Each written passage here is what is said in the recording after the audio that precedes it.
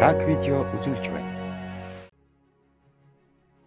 Хүний амнаас эрүүл мэндэд хамгийн аюултай амьтад. Хүмүүс бидний эрүүл мэнд амнаасанд хамгийн аюултай амьтдыг танилцуулж байна. 1. Ванделия. Ванделия хэмээх энэхүү амьтад нь Пегудиди овогт хамаарах бөгөөд 3-4 мм өргөнтэй 5 см орчим урттай цэлцэгнүр мэт амьт юм. Энэхүү амьтан өмнөд Америкт амьдардаг бөгөөд том хөхтөн амьтан ихтэй газар, далайн эрэг гэх мэт газар амьдардаг. Тэд шээсний үнэр маш сайн мэдэрдэг учраас шээсэгтэй газар хоримтлагддаг. Ийхүү Ванделиан шээсээр дамжин бэлэг эрхтэн рүү хормын дотор л ордог. Энэ амьтан орсон л тухайн хүн маш их өвчин зовирыг мэдэрдэг ажээ. Нэгэнт орсон Ванделиаг мэс ажилбарын тусламжтайгаар гарган авдаг. 2. Махчин зэрлэг бар. Муурны овгийн хамгийн том зэрлэг амьтан. 2.8 м орчим урттай 400 кг орчим жинтэйг нь 10 бар тутмын нэг нь зэрлэг махчин болдог бөгөөд хүний мах идэх дуртай гэсэн үг юм. Харин бусад 9 нь хүнийг алсан ч махыг иддэггүй байна. 3. Улаан биед шавж. Дэлхийд даяар тархсан энэхүү шавжийн модон дунд ихэнхтэй байдаг бөгөөд таны биед ойрхон байхыг хичээдэг. Ийхүү арьсанд хүрсний дараа арьсыг цоолж биед шигдэн цус сорж амьдардаг байна. 4. Баавгай. Таны дижиж байсан баавгайч тань руу дайрч таныг идэх магадлалтай байдаг.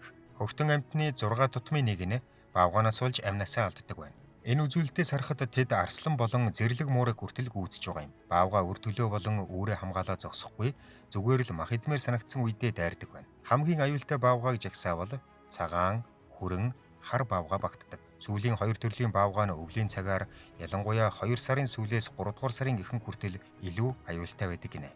5. Арьсанд орох өт. Африк болон Йеменд элбэг тохиолддог. Хэрвээ Африк болон Йемен явхаас өөр аргагүй болвол зөвхөн шилтээ цэвэршүүлсэн уснаас уугаарай. Усанд шумбаж угаа тохиолдолд амаа битгий онгоолгоорой. Ийхүү амаа онгоолгосноор та өд залгих боломжтой бөгөөд энэ нь таныг эзэн дотор орсноор үрждэг байна. Ингээд үржсэний дараа эмийн гадна тал руу гарах арга хайж эхэлдэг бөгөөд эдэрхтэн арьсыг цоолж идэж эхэлдэг. Ийхүү явсаар хөл рүү буудаг байна. Өт энэ нүхээр дамжин гадагш гардаг. Биеэс гарахын тулд бүтэн 7 хоног өнгөрдөг боловч энэ хугацаанд та үргэлж зовиртой байх болно. 6. Анкилостома. Энэхүү биетэн дэлхийд даяар тархсан байдаг. Та хаанч байсан таны хажууд байх бол тэд газар дээр таныг ишгхийг хүлээж байдаг бөгөөд гişимэгц арсны нүксвээр таны биед нэвтэрч уушиг болон аманд орно. Аманд орсноор хоолтой дамжиж ходоодонд ордог. Ингээд нарийн гисэнд орж гүйцэд хөгжснөөр судсан чигдэн цус сорж эхэлдэг. Хэрвээ танд дараах шинж тэмдгүүд илэрвэл анкилостома таны биед орсон байх магадлалтай. Цус багдалт, шохоо шавар гэх мэт зүйл идмээр санагдах, үргэлж ядарч нойр хүрэх. Дээрх шинж тэмдэг илэрч байвал шинжилгээ өгч эмчилгээ хийлгэснээр анкилостома биед хор хөнөөл учруулахгүй болно. 7. Нян. Таны биед агуулгадах нянгууд таныг дотроос нь болон гаднаас нь иддэг бөгөөд эцэст нь бүхэлд нь идэх магадлалтай. Гэхдээ нянгийн ачаар энэ дэлхийд амьд биет бий болдог. 8. Хэрэг. Хэрэг нь насанд хүрсэн хүн болон том биетэй хүн рүү дайрдаг вэ. Гэхдээ тагтан дээр жаахан хүүхдийг хараа хяналтгүй үлдээж болохгүй.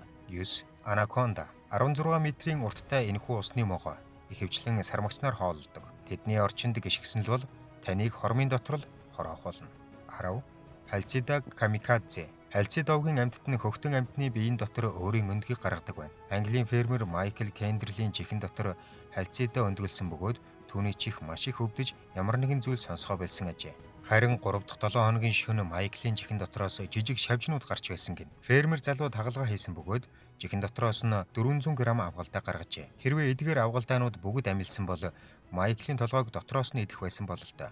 11. Махчин шавж. Энэхүү Сибирийн аимшигтай шавж нь хүний биеийн үнэрийг маш сайн мэдэх учраас хагас цагийн дотор бум түмэн шавжийг цуглуулдаг. Гэхдээ та ховцтой байвал тань руу ойртохгүй. Тайгаар нүцгэн явбал хялбархан таны биед наалтах болно. Сибирт нэгэн залууг нүцгэн хүлж орхисон байхад уг шавжнууд 2 хоногийн дотор тухайн хүнийг арга ясвалтал нь идсэн байжээ. 12. Матар. Австралийн төдий сонинд 22 настай Брит Ман хэмээх залуу Финистголд матарнд бариулж амнасаа алдсан байсан гин. Тэрээр найзуудтайгаа явж байсан бөгөөд моциклоо угаах гэж байгаад энхүү амь алдсан байжээ. Харин түүний 2 найз нь 22 цагийн турш модон дээр сууж тусламж хүлээсэн гин. Бретманы үлдсэн хэсгийг найзууд нь нуусан байх магадaltaй бөгөөд цогцыг хайх үйл ажиллагаа үргэлжилж байгаа ажээ.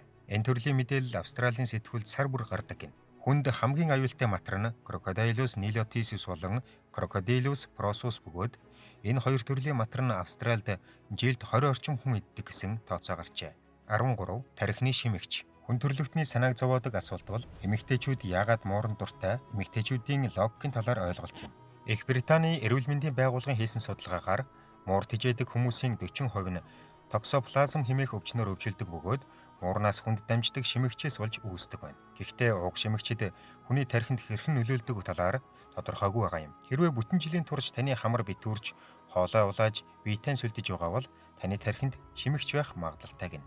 14. Термит. Австрали болон Америкийн нэгдсэн улсад амьдардаг тунгалах шоргоолжнууд нь модны үндсэн дээр үүрээ засдаг. Эдгээр шоргоолжнууд хөлөөр дамжиж дээш явсаар өгзөгний нүх рүү ордог байна. Ийхүү хүний биед шигдсэн тэд эрчимтэй өсдөг бөгөөд нэг хүний шулуун гидснээс 1.5 кг хорхоо гаргаж байжээ. Шоргоолж биед орсон гол шинж тэмдэг нь анусны ойролцоо захтнах явдал юм. 15. Бор саарал чон. Бор саарал чон нь маш зөрөгтэй бөгөөд хүнээс төдийлөн айдгүй. Амьтанд баривсан хүмүүсийн 5 хүн тутмын нэг нь чонд идүүлж нас барсан байдаг. 16. Үхрийн шимэгч. Ихэнхдээ түүхий шүүрхийн мах идэх дуртай хүмүүст энэ төрлийн шимэгч бий болдог. Энэхүү шимэгч хорхоо нь хохирогчийн дотроос нь иддэг байна. Хүний идэж байгаа зүйлээр хоолдог энэ шимэгч нь 8 м хүртэл өсөх магадлалтай. Хэрвээ таны толгой эргэх, ядрах, жин хасах шинж тэмдэг илэрвэл та шууд эмчит хандах хэрэгтэй. Ийхүү цаг алдалгүй эмчит хандсанаар та хорт шимэгчээс салах боломжтой юм. 17.